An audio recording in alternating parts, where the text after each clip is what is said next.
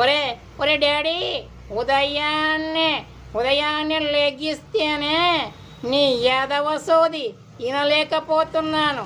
సుప్రభాతమైన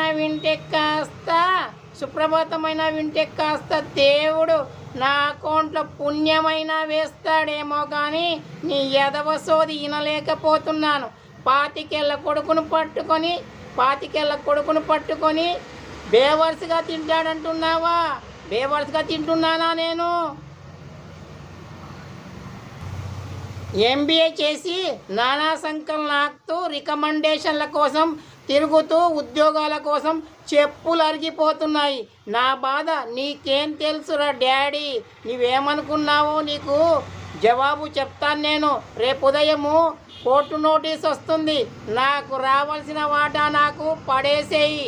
ఇంట్లో వాటా అమ్ముకుంటాను. ఆ తర్వాత ఎంజాయ్ చేస్తాను. నీతో నాకు ఇక సంబంధమే లేదు. నా మాట విని రేపు నోటీస్ వస్తుంది, మర్యాదగా తీసుకో.